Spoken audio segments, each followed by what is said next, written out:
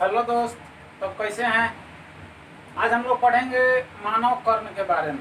यानी अभी तक हम लोग खूब से खूब पढ़ते थे, तो यही पढ़ते थे मानव शरीर की जो कान होता है मनुष्य के, उसके सबसे बड़ी हड्डी कौन है, छोटी हड्डी कौन है, और मनुष्य के कान में कितने जुड़ी हड्डियां होती है। लगभग इतना तक वही पढ़ते थे। लेकिन आज इतना ज़्यादा इतना अच्छा पढ़ेंगे कि हम लोग सोचे नहीं थे। देखते हैं मानव कर्ण यानी ह्यूमन ईयर।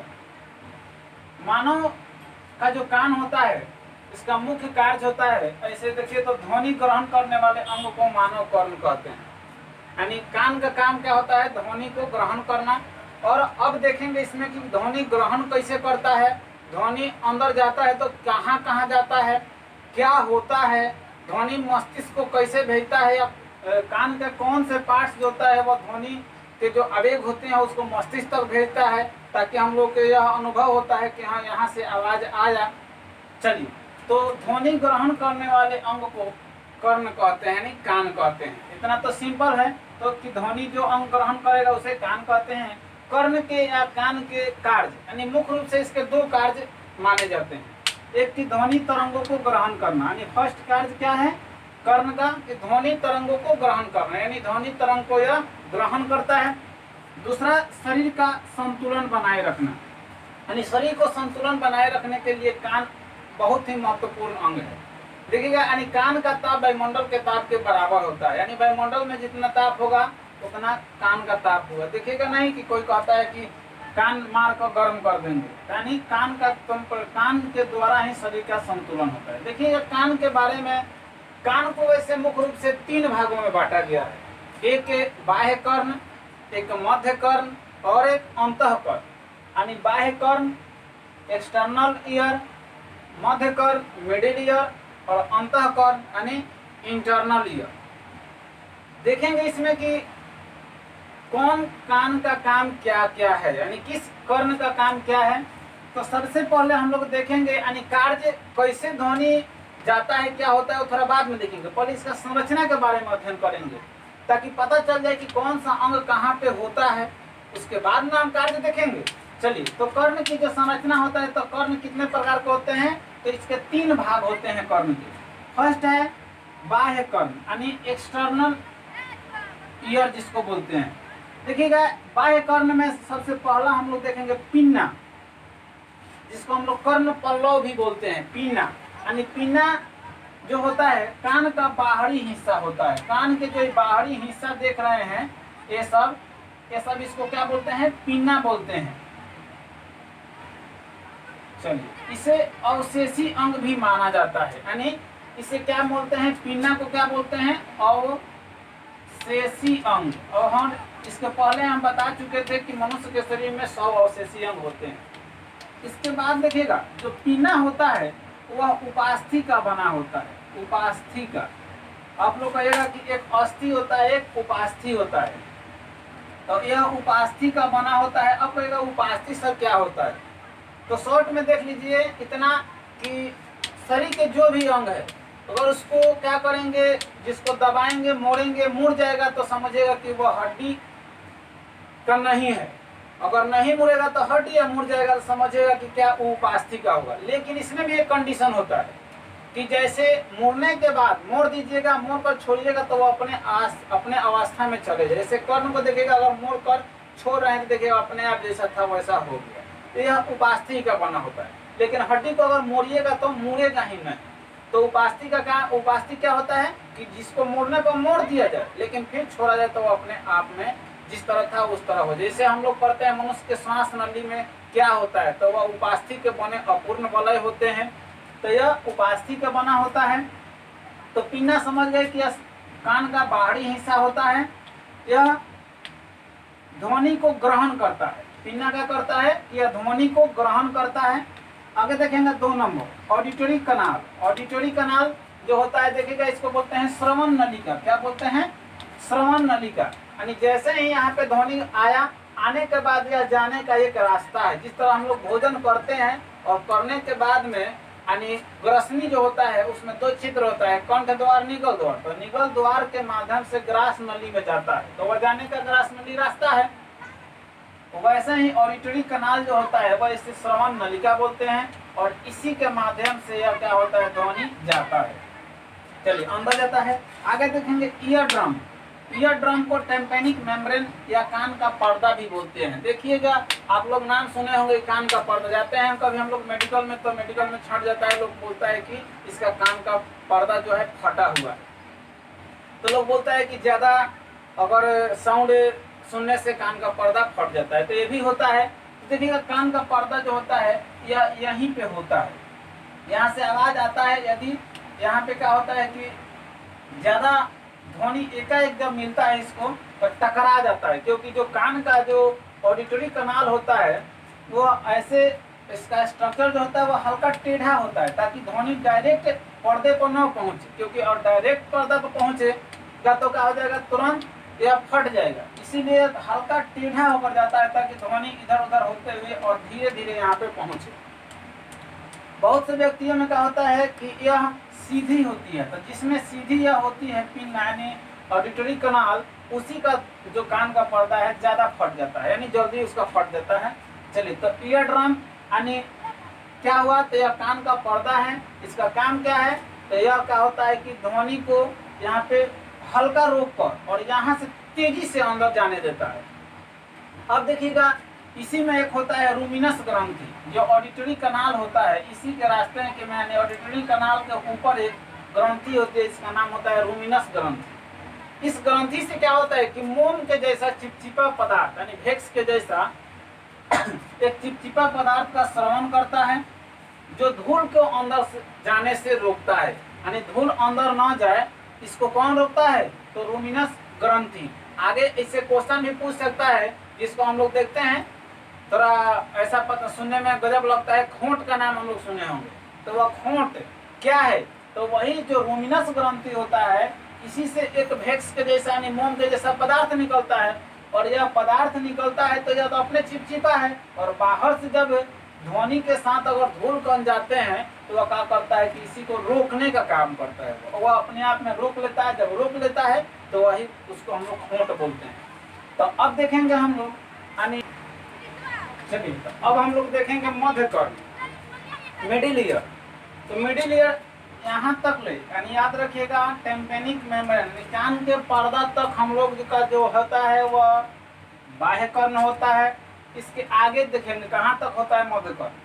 तो मध्य कर्ण जो होता है, तो हम लोग पढ़े हैं कि कान में 3 हड्डियां होती है, जिसको हम लोग बोलते हैं, एक नंबर जो होता है मैलियस, 2 नंबर होता है इनकस और स्टेपिस। ठीक है, तो मैलियस, इनकस, स्टेपिस। मैलियस यानी मिस, इसको याद रखिएगा, मिस, एम फॉर मैलियस, आई से इनकस, एस से स्टेपिस। इसमें जो होता है मैलियस जो होता है वह सबसे बड़ा होता है, यानी सबसे शरीर का बड़ा नहीं, यह कान के सबसे बड़ी हड्डी है मैलियस। और यह जो होता है यह हथौड़े के जैसा होता है, इसका आकार कैसा होता है, हथौड़ा, यानी इसको हैमर भी बोलते हैं। दूसरा होता है इनकस। इनकस जो होता है वह मैलियस, देखिएगा यहाँ पे है, ए डाल दे रहे हैं, बी और इसको सी डाल दे रहे हैं, देखिएगा ए बी सी, यानी जो ए है वो मैलियस है, बी है जो इनकस है, सी है जो स्टेपिस है या स्टेपस भी इसको बोलते हैं। चलिए, तो यह जो होता है इनकस जो होता है, इसका आकार जो होता है निहाई के जैसा होता है। निहाई का नाम आप लोग सुना, इसको एनविल कहते हैं, जिसको इसे रखकर और हथौड़े से ठोका जाता है, वैसे निहाई होता है। तो इनकस दोनों हड्डियों को जोड़ने का कार्य करता है, किसको किसको, तो मैलियस और स्टेपिस को जोड़ने का काम करता है इनकस। और लास्ट जो होता है वो होता है स्टेपिस। स्टेपिस जो होता है, इसको देखिएगा क्या होता है, स्टेपिस जो होता है यह सबसे छोटी हड्डी है, यानी यह कान की सबसे छोटी हड्डी है, और यह छोटी हड्डी है। लेकिन आता है क्वेश्चन कोई, सबसे छोटी मांसपेशी कौन सा है, कान का भी है छोटी हड्डी और पूरे शरीर का भी छोटी हड्डी स्टेपिस ही है। तो सबसे छोटी एक होता है पेशी, तो उसका नाम है स्टेपिडियस, स्टेपिडियस। ठीक है, तो याद रखिएगा यह है स्टेपिडियस। देखिए, अब यह जो होता है हड्डी, इसका काम क्या है आखिर, इसका क्या काम करता है, यहीं तक तीनों हड्डी तक ले जो काम जो होता है वह क्या होता है, वह मध्य मस्तिष्क होता है। तो अब देखिए यह तीनों हड्डी का काम होता है, इधर यहाँ से तो ध्वनि अंदर गया कान के पर्दा से, जैसे ही अंदर जाता है तो कान के पर्दा से जैसे ही अंदर जाता है तो यहाँ ध्वनि जो होता है वह 10 गुना ज्यादा तीव्र हो जाता है। 10 गुना ज्यादा तीव्र होता है, इसका मतलब क्या हुआ, कैसे तीव्र होता है, तो देखिए तीनों जो अस्थियां है देखिएगा ऊपर नीचे करके है। यह क्या होता है, हड्डी में जैसे ही ध्वनि जाती है यह टकराव होता है, और टकराव होने से क्या होता है, एकदम ध्वनि तेज हो जाती है। यानी ध्वनि को तेज करने के लिए यहाँ तीनों हड्डी, ताकि हड्डी से टकरेगा तो ध्वनि क्या होगा, तेज होगा, यानी एकदम तीव्रता इसमें आ जाएगी। तो यही होता है इसका काम, तीव्रता बढ़ाने के लिए, यानी ध्वनि को तीव्रता बढ़ाने के लिए क्या होता है, ये तीनों अस्थियां पाई जाती है। देखने में ऐसे मैलियस जो सबसे बड़ा हड्डी है कान का, यह देखने में छोटा लगता है लेकिन होता क्या है, बड़ा है। देखिएगा इसमें एक और भाग होता है, इसमें एक और भाग होता है जिसको बोलते हैं एम्पुला।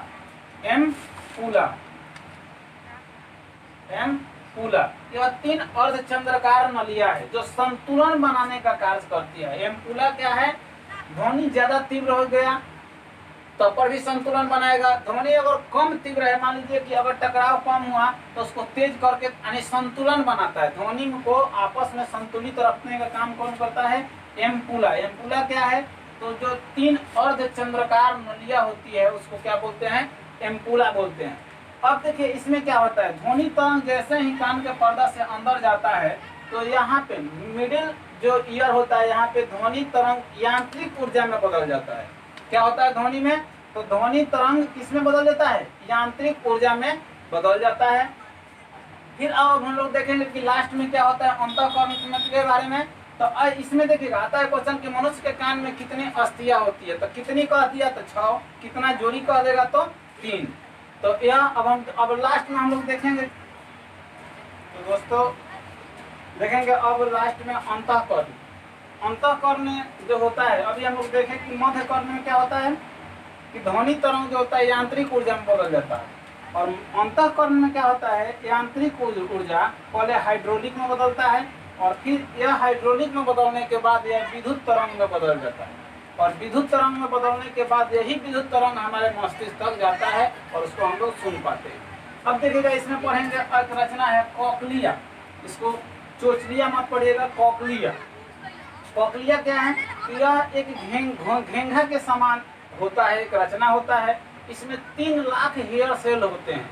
कितना होता है, तो 3 लाख हेयर सेल पाए जाते हैं। इस हेयर सेल, इसी में सब हेयर सेल इसमें होता है। इस हेयर सेल का काम क्या होता है कि ध्वनि जब जाता है इधर से उसको टकराता है। हेयर सेल में जैसे इधर से ध्वनि गया तो यहाँ से जाने के बाद इसमें टकराता है, और टकराने के बाद वह सुनाई देता है। यानी देखिएगा जब आदमी वृद्ध हो जाता है तो हेयर सेल क्या होता है कि गिर जाता है। जब आदमी वृद्ध हो जाता है तो हेयर सेल कुछ क्या हो जाते हैं, गिर जाते हैं। तो देखिएगा आदमी थोड़ा कम सुनता है। जो बूढ़े लोग होते हैं देखिएगा 2-3 बार बोलने के बाद वह सुनते हैं। या कोई बहरा यदि कोई हो जाए तो याद रखिएगा, तो उसमें समझिए कि हेयर सेल नहीं है, हेयर सेल पूर्णतः समाप्त हो गया है तो वह व्यक्ति बहरा हो जाता है। अब कहेगा कि कान का पर्दा फट जाए तो क्या बहरा, तब आदमी बहरा हो जाएगा, नहीं। कान का पर्दा फट जाएगा तो क्या होगा कि बीमारी हो जाएगा। यहाँ से जितना यह भेग से होता है सब वो अंदर चला जाएगा। यहाँ से जितना हम अभी पढ़ाए हैं रुमिनस ग्रंथि से जो चिपचिपा पदार्थ निकलता है तो वह धूल कण को रोकता है, और यह पर्दा ही फट जाए तो क्या होगा, यहाँ से जब पर्दा फट जाए तो क्या होगा, यह सब पदार्थ जितना होगा सब अंदर चला जाएगा, इधर जाके बीमारी उत्पन्न करेगा। लेकिन आवाज तो सुनाई देगा। आवाज कब सुनाई नहीं देगा, बहरा आदमी कब होगा कि जब यह 3 लाख हेयर सेल है, कॉकलिया में 3 लाख हेयर सेल है। यह हेयर सेल यदि डैमेज हो जाए, गिर जाए, जब पूर्णतः गिर जाएगा तो व्यक्ति बहरा हो जाएगा। लेकिन यदि कम गिरेगा तो वह व्यक्ति धीरे धीरे सुनता है। इसे देखिएगा हम लोग क्या करते हैं, कान में ईयरफोन लगा कर सुनते हैं तो बहुत तेजी से आवाज जाता है। यानी कैसे जाता है, तो यह जो कॉकलिया होता है इसमें बहुत ज्यादा बार कंपन होने लगता है। यानी देखिएगा रात में पत्ते हिलते हैं तो बजता है कि नहीं, बजता है। तो वैसे ही यहाँ जो हेयर सेल होते हैं इतना टकराता है आपस में कि यह ध्वनि को क्या करता है, ले जाकर और दे देता है ऑडिटरी नर्व को। ऑडिटरी नर्व क्या करता है, यह विद्युत आवेग को, यहाँ पे देखें ना कि विद्युत तरंग में बदल जाता है। लास्ट का काम क्या है, यांत्रिक ऊर्जा इसको मिला, और जैसे ही यांत्रिक ऊर्जा मिला तो वह हाइड्रोलिक में बदला, हाइड्रोलिक में बदलने के बाद वह विद्युत ऊर्जा तरंग में बदल जाता है, और यही विद्युत तरंग को ऑडिटरी नर्व जो नर्व होता है, यानी यह जो हम लोग देखे हैं यही है नर्व, यह ले जाकर मस्तिष्क तक ले जाता है, और तब मस्तिष्क यह पहचान पाता है कि हाँ ध्वनि महसूस कर पाता है। अब याद रखिएगा कि मस्तिष्क के कौन सा भाग सुनने के कार्य को नियंत्रित करता है। हम लोग तो पढ़े हैं मस्तिष्क के बारे में, नहीं हम तो नहीं पढ़ाए हैं, फिर पढ़ाएंगे नेक्स्ट क्लास में। तो देखिए मध्य मस्तिष्क का एक भाग होता है, उसी का काम होता है जो ध्वनि यानी सुनने और देखने, ये दो को जो कार्यों का नियंत्रण होता है वह मध्य मस्तिष्क के द्वारा होता है। और बोलिएगा कि मध्य मस्तिष्क किसके द्वारा, तो इसमें हम लोग पढ़ेंगे कल, वैसे होता है सेरिब्रल पेंडिकल। तब तक के लिए एक और क्वेश्चन है इसमें कि कानों का निरीक्षण, कानों के आंतरिक भाग का निरीक्षण जो किया जाता है उसे क्या कहते हैं, तो ओटोस्कोपी बोलते हैं, ओटोस्कोपी, याद रखिएगा। और एक और क्वेश्चन है कि मनुष्य में 8 जोड़ी कपाल तंत्रिकाएं पाई जाती है, कितने पाई जाती है, 8 जोड़ी। तो अब बताना है कि किस कपाल तंत्रिका के द्वारा सुनने का कार्य होता है। यदि याद होगा तो कमेंट करके बताइएगा कि मनुष्य सुनने का कार्य किस कपाल तंत्रिका के द्वारा करता है। और एक और कमेंट कीजिएगा कि मनुष्य में बढ़ते क्रम में जो हड्डी होता है कान में, उस हड्डी का नाम बढ़ते क्रम में बता देना है। तब तक के लिए इतना ही, बाय।